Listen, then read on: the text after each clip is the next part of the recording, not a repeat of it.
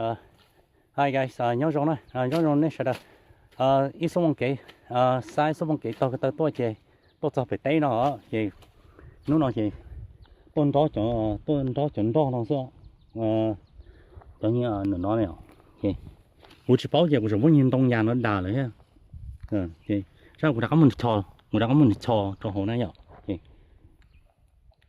gì nó nói chuyện tôi tự cho nó, gì, tôi ship bảo, tôi ship ba. Thì cho nó cho to tông đó này nhở thì to tu cả tu cho họ cho nó cả cho cả người sau phá thì còn giống đây nó nó tua tàu này nhở thì cho cái cứ nó cứ hậu gì rong lên đó hết thế gì rồi nó cũng bảo hay từ cũng nhẹ xưa cũng nhẹ nhau tách cho nó cũng nhẹ nó cứ một chai nhở lớn bao nhiêu ấy được đắt còn nữa nhở nó to cho xuống nó cả tàu bé tàu xuống đó này nhở rồi nó có bao hay để khử một cha đấy à, vậy hay ra cũng nhỏ cũng nhẹ hay à, vậy cũng lúc cho nên nó cũng hay ní bao từ cũng lúc nữa, dạ, cho nên đó chính tôi nhắc sầu lại vậy, mấy nó cũng mà phải lớn nữa cả, giờ đây xem lúc này giờ lúc từ nhá, vậy, một cho nên tôi sai vậy món nó vậy, lúc chạy hậu đấy, lúc chạy nó chạy nhau lúc chạy bé lo,แต่món nó bự nữa, nó bự nữa vậy. Nó tu cả ta thắt tay nó, vậy cái từ tu nung nó hết tay kỳ sẽ bụt tiền vậy, thắt tay nó lọt tiền đâu tiền đấy nè, vậy sao tu bụt tiền, vậy cũng nó tu bảo rò bảo ăn uống rồi vậy, khó sẽ cưng cầu lên, cho tí đông giang nè. Cho nhóc sách trong tí nè đông nhang vậy nên nó giờ chấm lấy để trâu sát con số lấy tí sĩ toàn cho trong hàng này nhóm lấy sao lấy sen đông nhang cho nó giờ ít cho đông nhang nhé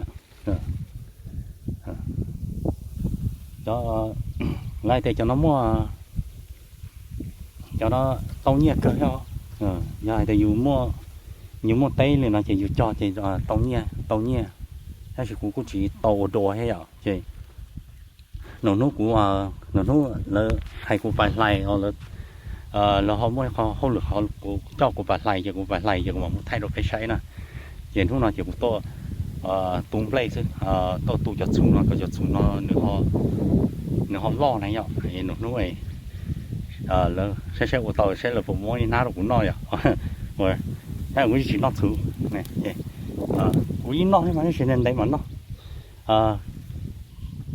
tôi bảo cho sao, họ chỉ tránh mà cũng tôi bảo cho tôi ba giờ我建议带那里看是保障。All right, guys, I'm actually here right now. It took me an hour or something, probably like an hour, and I came across this bridge, man. I gotta show you guys, and that bridge is so crazy. It's so crazy that when I was crossing that bridge, I was sweating, guys. My sweat was, because I was so nervous, and I wasn't afraid, but I was just nervous. And I should have videoed, but on the way back, I'll video it because I had to put two hands. I had to use both my hands, so I couldn't video it. So. But you guys will trip out if you guys seen it. You guys will be like, wow, that's what it is. It is. Trust me, it was crazy. But I made it. I made it across, and I'm very happy. And now the goal is to make it back. So I want to show you guys the hillside over here, guys.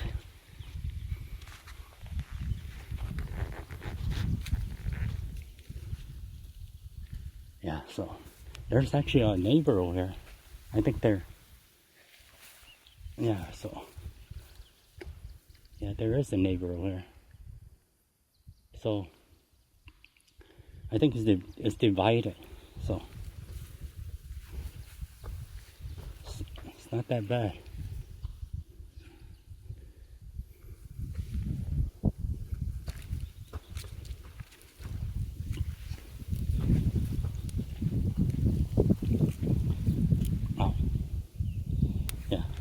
barefooted. I I just had to take off the shoes. It was so wet and so muddy. So the shoes has, the shoe had to come off.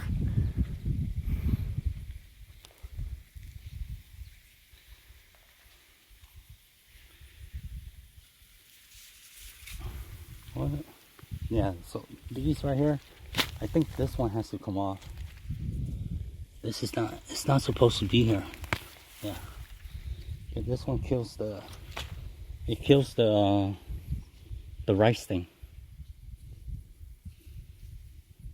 Yeah. So it actually goes all the way out here. Yeah. So nice. It's nice to come out here. Yeah. Okay, guys. I need to go to work, and I'll definitely take some more videos because I'm actually loving this place. I'm falling in love with this land. It's so beautiful out here. Yeah. Okay, nó chỗ nhiều gì của là thay nó cho nên sai sao? Hai tiền lúc nào tôi bảo rồi tôi vào tay nó rõ là tôi sầu thi sầu cho sầu tay chờ nó lỡ cho chay lỡ nhỏ lì chả lỡ no lì chả lỡ khử lì chả lúc nào chỉ tôi bỏ nên đa tôi ô kia nên đa rồi cái giá họ dùng cân gạo rồi cũng đi cái cũng như là dùng xe cũng như tàu xe cân gạo hay từ lúc nào cũng tôi bỏ rồi tôi phá nhỉ nữ nữ dùng xe chỉ cho ta hết à nó cho đồ chín đồ nghe nó cho đồ chín đồ lọt đồ này chỉ xuống đây amen ok ý mình trả cũng lấy tụi cho cũng đã các bạn là tụi cho nó cũng tốn tụi cho nó thay đồ này sai hả giờ thì chỉ bự nó mà nó này chắc chỉ giờ thì bự nó chỉ thay kỳ mà là tụi cho nó cũng muốn thay đồ này sai nè ok bye bye guys.